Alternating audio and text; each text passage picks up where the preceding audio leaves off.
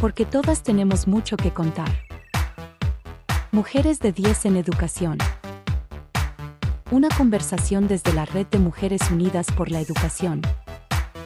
Acompáñanos a conocer los retos, aprendizajes y desafíos de las mujeres que construyen la educación todos los días.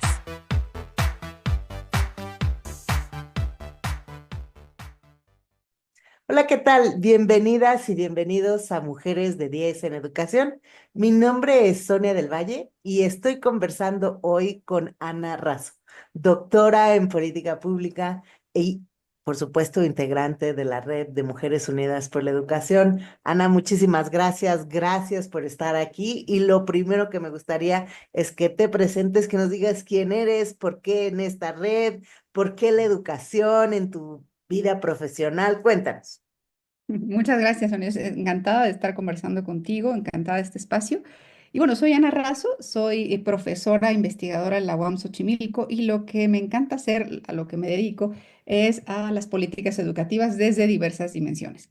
Ya hablaremos de eso, pero una pregunta interesante que me hiciste al principio es ¿por qué la red?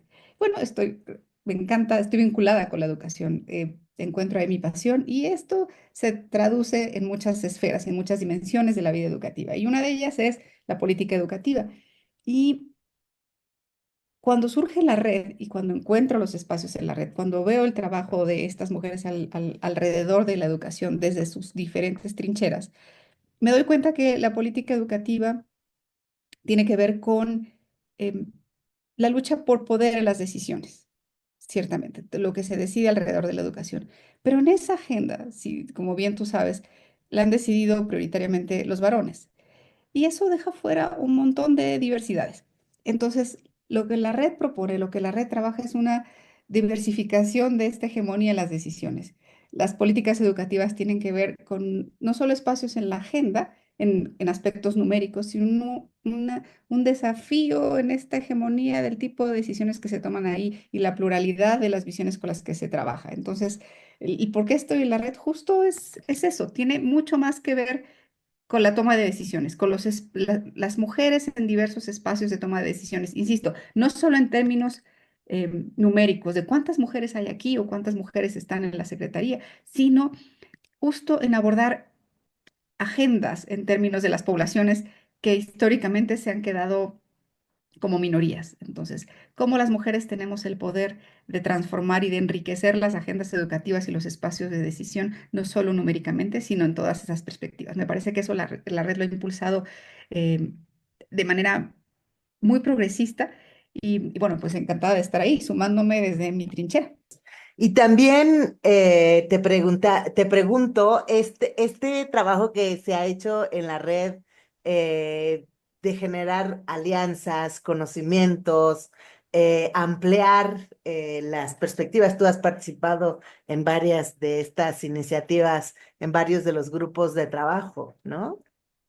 Sí, justo, de hecho a ti y a mí, o sea, tenemos experiencia en esta los dos porque nos tocó justo durante la pandemia trabajar en algo similar, en cómo tomamos la visión de las mujeres en educación, pero cómo la potenciamos también. Y hace un rato conversábamos del micrófono propio, ¿sabes? De cómo es que la red no solo ha dado el espacio en la toma de decisiones, sino que busca amplificarla, busca potenciarla, busca vincularla, busca jalar redes de un espacio a otro. Insisto, no solo numéricamente por el control de la agenda, que eso creo que es la aspiración mínima, sino lo que queremos es potenciar mejores decisiones educativas a partir de incorporar la visión de mujeres expertas, profesionales y que incorporan no solo el profesionalismo, sino la visión sensible, la visión empática y una visión que se ha caracterizado por estar ausente de muchas políticas educativas. Entonces, en estos trabajos de la red, creo que algo que ha sido muy significativo en lo que hemos trabajado y lo que veo que otros grupos trabajan es en amplificar la voz, ¿sabes? No solo es como,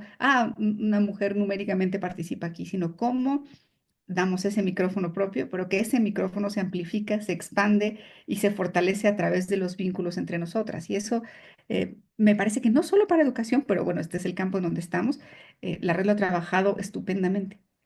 Claro, y también mirar lo que le pasa, porque por ejemplo, Ana, ella es especialista o una de sus líneas de trabajo es mejorar las prácticas docentes. a través de lo que las investigadoras como ellas, científicas sociales, llaman la observación estructurada, que ya nos va a contar de qué se trata. Pero sin duda, en este trabajo, y te pregunto, Ana, ¿cómo hay una diferencia, o la has notado, entre lo que hacen las mujeres y lo que hacen los hombres, ya cuando están frente a grupo, cuando dan clases, como coloquialmente le llamamos, ¿no? Y mirar estas diferencias es también una de las cosas que potencia la red, y por eso me gustaría que abordaras como esto que tú haces y si esta mirada, en relación a las mujeres es distinta, o tu observación o has observado que hay cosas diferentes entre unos y otras. Mira, esa pregunta es genial porque tengo un ejemplo que simbólicamente caracteriza las distintas formas de ver la política educativa y la práctica educativa entre género y que se ha hecho hegemónica y que justo es eso lo que tenemos que empezar a transformar. Como te decía, una de las líneas que trabajo es política educativa. Particularmente me enfoco en el mejoramiento del trabajo en el aula. ¿Qué se puede hacer para mejorar la experiencia de aprendizaje, no solo de las figuras docentes, de las maestras y los maestros, sino del estudiantado? Entonces, comenzamos hace unos años con esta línea. Bueno, comencé con estos primero en el CIDE, después en Flaxo y ahora en la UAM, de entrar al aula, de abrir como esta caja negra de lo que poco sabemos. Cada vez sabemos más, pero necesitamos aún mucho más la experiencia de saber qué pasa en esa interacción entre maestros y maestras y estudiantado. Entonces, lo que yo hago, lo que me fascina hacer es, digamos, entrar y ver esa interacción. ¿Qué pasa? ¿Cómo las maestras y los maestros interesan al estudiantado por aprender, por involucrarse? ¿Cómo cambian estas estrategias? ¿Cómo van valorando los ánimos, las necesidades, las condiciones del estudiantado para interesar en aprender? Y la observación estructurada de la práctica docente es una de las muchas formas. Y en ese sentido, lo que haces es desagregar la interacción en unidades de análisis y empiezas a buscar, a ver, la maestra hace esto, este pequeño detalle, esto, y mira cómo importa porque el estudiantado reaccionó así. Y entonces empiezas a desagregar las, las formas de relación. Cuando la primera vez que hice ese proyecto estábamos pues, mi mirada estaba centrada en analizar la calidad de las interacciones entre maestras y maestros y estudiantado. Eso quiere decir las relaciones. Cómo se hablan, cómo explican, de qué manera hacen contraejemplos, de qué manera hacen lluvia de ideas, se incorporan a todo el estudiantado, etcétera, etcétera. Y el protocolo estaba centrado, cuando haces esa observación estructurada, hay un protocolo o hay una guía que tú sigues al pie de la letra para saber qué ver, cuándo ver y dónde verlo. Es parte de lo que lo hace estructurada.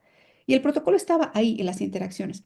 Pero hay algo que no pude dejar de notar y son temas de diferencia de género.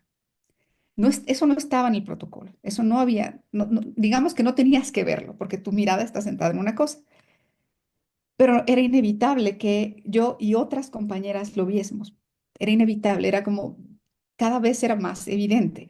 A partir de ahí decidimos concluir esa investigación y una vez llegado al fin desarrollamos un protocolo para medir la sensibilidad de género en la práctica docente, porque era inevitable y es algo de lo que tenemos que hablar. Hay diferencias sustanciales entre la forma en cómo se desarrolla una cosa y la otra. ¿Qué Te fue voy a lo dar que un ejemplo. encontraron inevitable? O sea, ¿qué era lo que veían y veían y veían y que decían, ¿dónde lo pongo en el protocolo? Sí, te voy a dar dos ejemplos, o sea, dos Ajá. ejemplos para mí brutales, la verdad, en diferentes niveles de la formación ciudadana que ocurre en las aulas. La primera eran clases de bachillerato, de segundo semestre de bachillerato, y era una clase de matemáticas, en ambos casos, maestros varones, estudiantado mixto, como sabemos. El profesor está desarrollando una ecuación en el pizarrón y el ejercicio es que cada estudiante pasa a hacer una de las fases de la resolución de la ecuación. Llega el turno de una estudiante. Entonces le pide que pase el estudiante y en cuanto ella se levanta y va hacia el pizarrón, ¿sabes? Con una mano comienza a jalarse la falda hacia abajo, ¿sabes? En esta práctica que tenemos que refleja vulnerabilidad, se jalaba la falda hacia abajo. em, Cuando llega frente al escritorio, estas aulas tienen como este desnivel, ¿sabes? Como este escalón que eleva el Ujú. nivel de quien está enfrente. Y ella sigue con su mano jalándose la falda por atrás. Lo que quiere es bajar la falda. Los varones estudiantes empiezan a chiflarle y empiezan a hostigarla. Y el profesor no hace nada. No hace nada. Ella sigue con una mano está en el gis en el pizarrón y con la otra jalándose la falda hacia abajo. Claramente incómoda. Y el Mm, estudiantado nunca deja de chiflarle y empieza a elevar el nivel. Como ven que ya no voltea, empieza a elevar el nivel del acoso. El profesor nunca hace nada. Eh, ¿Cómo es posible concentrarse en resolver algo en esa condición? Es no hay absurdo. forma, claro, no, No no hay hay manera, forma. no hay manera. Y aunque lo lograra, no son las condiciones para hacerlo, no son las condiciones propicias para el aprendizaje ni para una práctica colaborativa. Ella no logra resolver ese paso, obviamente. El profesor la regresa a sentarse y el profesor cuando interviene es para regresarla a sentarse, no para detener la forma en cómo están tratándola. Em, esas no son formas en donde Claro, uno es puede como aprender. para él quizá era como, bueno, no pasa nada, o ella está acostumbrada, así son los chavos, ¿no? Hay que entenderlo, somos buena ondita aquí, todos estamos en prepa y yo soy maestro buena Esto onda. es Ya, divertido, esto es es divertido. divertido, Él no nota que solo los varones están haciendo eso, él no nota la incomodidad y el tipo de claro, acoso que está para esta chavita. Para él es, insisto, entre comillas, normal y divertido, pero esa es la mirada que debe de cambiar, ¿sabes? No, esa no es exacto. la misma mirada, no es la misma mirada que tenemos nosotras. Desde que la vi jalarse la falda, o sea, me llevó al pasado y cuántas de nosotras no hemos jalado la falda, cerrado la blusa, hecho algo para evitar una situación incómoda. ¿Sabes? Y eso Claro. hay miradas que no lo ven. Y hubo compañeros que al ver el video, o compañeros varones, no entendían cuál era mi problema. ¿Sabes? Y otro tema, voy a ser muy breve aquí. Otra escuela, otro estado, clase de matemáticas, igual segundo semestre, un poco el mismo proceso, porque es una dinámica cotidiana en matemáticas. El estudiantado va pasando a resolver por partes la ecuación, el problema. Esta no es una ecuación, es un problema matemático. Pero están varios compañeros varones que pasan al pizarrón y déjame describirte que la dinámica es más o menos así. El estudiante llega frente al pizarrón, toma un momento porque está pensando, procesando, y entonces toma acción y empieza a escribir o empieza a hacer lo que tiene que hacer en los cálculos que tiene que hacer en el pizarrón. Eso toma el tiempo que debe tomar. Normalmente pasaron tres estudiantes varones y tomaron, ¿qué te gusta? Un minuto o dos para tomar acción en la ecuación. La cuarta persona es una mujer, es una chica estudiante. Llega al pizarrón y apenas está viendo el pizarrón pensando, apenas no han pasado ni 10 segundos cuando el profesor dice, ay, las mujeres siempre tan tardadas. No han pasado ni 10 segundos, ni 10 segundos. Ujú, Ella entonces apresura la acción sin estar lista. Su proceso de pensamiento no había terminado. Incluso, insisto, ni siquiera había tomado más tiempo que los estudiantes que la precedieron, pero aunque hubiera tomado, no importa. Pero no había sucedido eso. Cuando el profesor lanza eso y la apresura, lo que sucede es que ella no está lista y se equivoca. Y el profesor le pide a un compañero varón que venga a arreglar el trabajo de su compañera. No le ya, dio el tiempo, no le dio el espacio, metió un estereotipo, perdón, patriarcal, hegemónico sobre las mujeres, sí, un claro, terrible, interrumpió su proceso de pensamiento y la hace pensar que no es capaz. Y hace pensar a todo el grupo que no es capaz o que las mujeres tomamos demasiado tiempo. Y eso nunca había sucedido en los estudiantes varones que le precedieron. Esa mirada, esa sensibilidad, esa capacidad de distinguir a la otra persona, es una mirada que tenemos, em, digo, obtenida a la mala las mujeres. Hemos pasado por eso y muchas hemos resistido y muchas hemos resistido y hemos buscado. Creo que eso la red en particular la tiene desde muchas dimensiones. Yo lo hago, me gusta hacerlo dentro del aula, entender y hablar. Y sabes, no estoy diciendo que manden a la hoguera a estas figuras docentes. Lo que trato es que necesitamos cambiar la mirada y cambiar la voz y hacerles saber con conciencia y sensibilidad y responsabilidad que eso afecta y es importante para el aprendizaje. Necesitamos hacerles saber que eso no debe pasar dentro del aula. claro, y que además, quizá ni ellos se han dado cuenta que hacen esto, Exacto, ¿sabes? exacto, exacto, Y que exacto. eso Pienso conspira igual que tú. contra el derecho a aprender de las chavas. Pienso igual que tú y no es que peque de ingenua, pero sabes, hay un nivel de sensibilidad que no ha sido desarrollado. Tal vez el primer paso es sentarnos y decir, ¿saben, profes? Esto es importante, esto afecta y esto, ¿saben? Hay otras maneras y cambiar el referente, cambiar el Perfecto. referente. Puede ser así, así y así, pero esto que está pasando afecta y es significativo, hay otras maneras. Y ser conscientes, hablarlos. Insisto, no peco de ingenua, pero no creo que la primera cosa sea mandarlos a la hoguera. Creo que se trata de remontar un sistema patriarcal en donde muchas mujeres y hombres caen ahí. Es decir, no estoy diciendo que solamente los varones hagan. Hay figuras docentes femeninas que También, que también hacen lo mismo.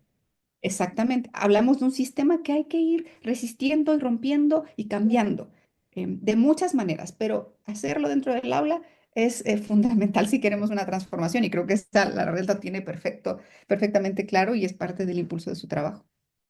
Pues yo verdaderamente fascinada con tus relatos, con tu conversación, Ana, y agradecida por ella, Siempre. porque bueno, al final del día este es el podcast de la Red de Mujeres Unidas por la Educación y que poder conversar, saber quiénes son nuestras integrantes, pues para mí es un privilegio y yo te agradezco muchísimo que hayas podido aceptar estar aquí Al contrario, hoy. gracias por el tiempo, gracias por la organización, gracias por escucharnos y gracias por ampliar el micrófono. Nos vemos, gracias. Conducción, Sonia del Valle. Coordinación, Gema Jara. Producción, Cecil Palma. Música, Orange Factory Music. Mujeres de 10 en Educación.